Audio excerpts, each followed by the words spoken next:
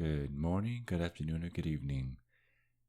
I know you're supposed to be listening to some scary stories about now, but I just wanted to remind you that if you haven't seen it already, I uploaded another entry in my Patreon NSW erotica novelette. Go check it out.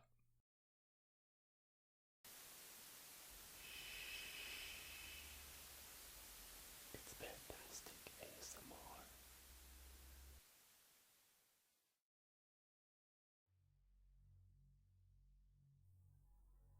Thank you to the following people for submitting their horror stories.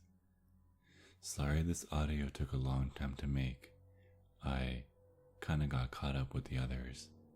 If you have a spooky story about anything paranormal, such as ghosts, demons, shut-up people, Ouija boards, anything at all, send them to my email listed below, where it will show you a format on how to submit your story.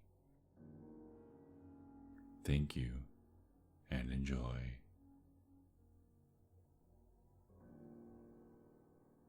Submitted by Dark Knight Cosplay. So this has been happening since I can remember. My first encounter that I can remember at the top of my head. I was at my grandparents' place. I'm not the only one that knows supernatural things happen. My uncle saw a ghost kid and even grew up with him, but I'm not on this kind of stuff.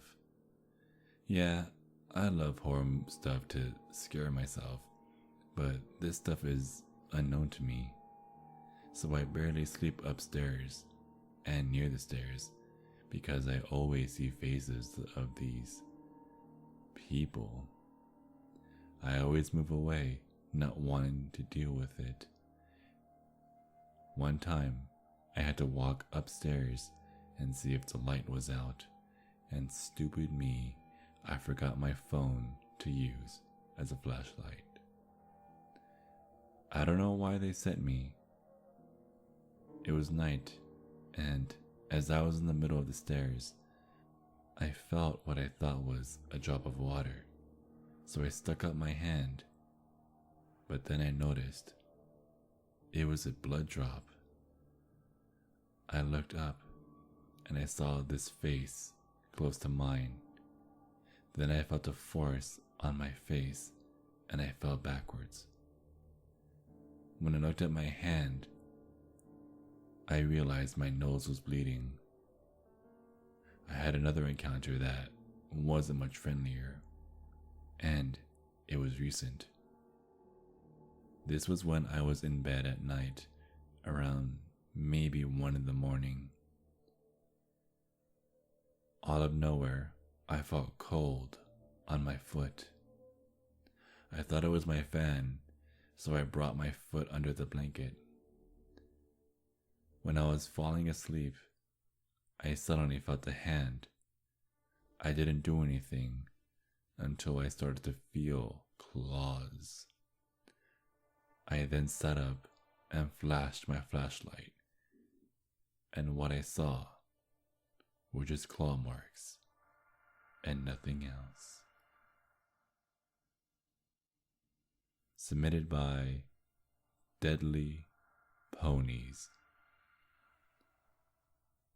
I can't recall how old I was, but I was at least in elementary school. I invited 2 of my friends over for a sleepover. Nothing much happened, though, during the day. When it was time to go to bed, my friends wanted to tell ghost stories. A problem I had growing up was that I couldn't separate fiction from reality. So I believed in ghost stories, but not anymore though. Anyways, I became too scared to sleep in my own room, so I went ahead and went to sleep in my father's room. I don't remember what time it was, but I suddenly heard something hit the floor in the living room. Being the child that I was, I began to think of all the worst possible things it could be, of what it could be or who it could have been. At first, though, I thought it was my brother, but I quickly remembered that my brother was out that night. Later on, I decided that it was probably just one of my friends accidentally hitting something, and I fell back asleep. During breakfast, I told my friends about the noise I heard, and I did not expect this answer. "We heard it too," one of them said. I asked them if it wasn't just them hitting something on accident, but they said they thought it was me and that they had never left my room that night. The scary part isn't just that noise I heard, but the fact was that we never figured out what happened. Till this day, I still don't know what happened that night, but I had moved out of that place a long time ago, so I guess I'll never know. But it is a chilling thought to think something or someone was in my house. I figured my life would be much easier if I just ignored that memory. Submitted by Rosalina Blood. One night I had gone into the living room to play a game of Minecraft on the PlayStation 4. I had turned on the TV and grabbed the controller, going to sit down on the couch. I was all alone, and I had not touched it, but the big seashell with the sage in it resting on the TV stand started shaking. Now, the TV moves in a special turning thing, but the stand is sturdy, so there is no way I did it. I watched it and laughed. Then I said aloud, "Stop it."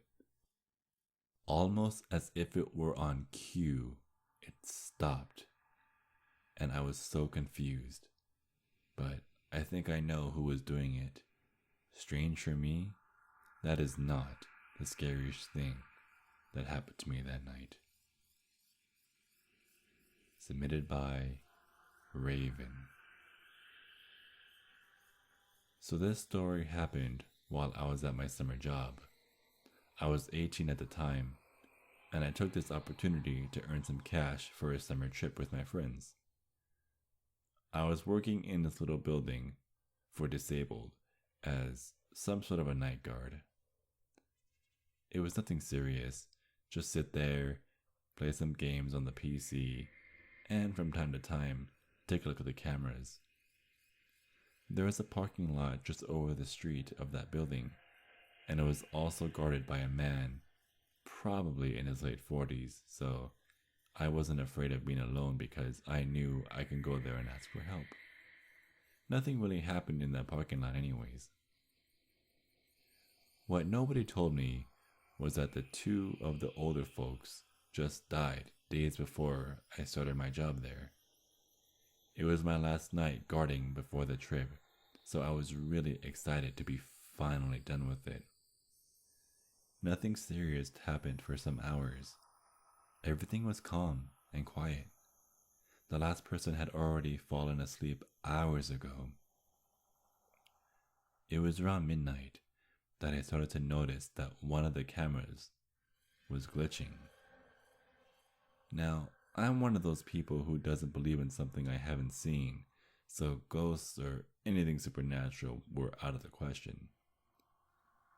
The camera that was glitching was put right in front of this tall hallway. The lights there were automatic, so if someone walked through it, the light would turn on. I brushed off the glitching because I was too invested in my game. Plus, I didn't hear anything to begin with, and the lights were out. After some time, the glitching stopped, so I forgot about it all together. Just as I ended my round in the game, the lights turned on in the hallway. I looked at the camera, but no one was there, so I peeked my head out of the door. The guard office was just at the end of the hallway. At first, I thought that maybe someone decided to take a walk or something, and maybe they were standing in the blind spot of the camera, but still, no one. I went back to the table and looked at the cameras. Now all of them were glitching, but the one in the beginning was staying still, like somebody put a pause to it. Then I saw it. A tall guy standing in the end of the hallway. He started to move slowly as if he would be levitating off of the floor. I was still. Out of fear, I couldn't move a muscle. I watched as the lights in the hallway turned on and off as the guy moved and then stopped as if he were playing with them. I thought about running to the parking lot, but that would mean going out in the hallway, and I was not about to get killed. The guy suddenly stopped just above the camera. I couldn't see him clearly anyways because the lights just turned off. Then he looked straight at the camera. I froze. His eyes were all white, like there was no iris. In the beginning, he looked sad, but calm. You could say I even wanted to pity him. Then just like that, he vanished. I took this opportunity to run outside. I again peeked my head out the door, shivering as the cold air in the hallway hit me. The windows were closed, so I didn't know why it was so cold all of a sudden. I saw nothing, so I ran outside, over the street, into the garden of the parking lot, hitting at the window for him to wake up. Let's just say he wasn't happy that I woke him up. I told him what I saw, and he called 911. Side note, it's different in my country, but for the sake of the story, it will be 911. Right after not wanting to deal with it, I stayed with him until police came. They searched every room, waking up people in doing so, but found no one. I told them that they can just watch the tapes back and they'll know I'm not lying. And they did just that. Now comes what I would say is the scariest thing in all of this. They watched the footage, but didn't find anything. No one. I stared at the camera footage, not believing that that could be my imagination. Police were angry about the, quote, fake call, more at the parking lot guard than me, saying he should have just looked at it himself. I refused to be left alone in the room, so I went to sit in the room of this old lady that was really nice and caring. That's when she told me that what I described to the police sounded like her friend, the same friend that she used to talk to and still is talking to, the guy who died here. Let's just say that I never went back to the building, and whenever I'm driving past it at night, I feel like the man is still standing there, playing with the lights.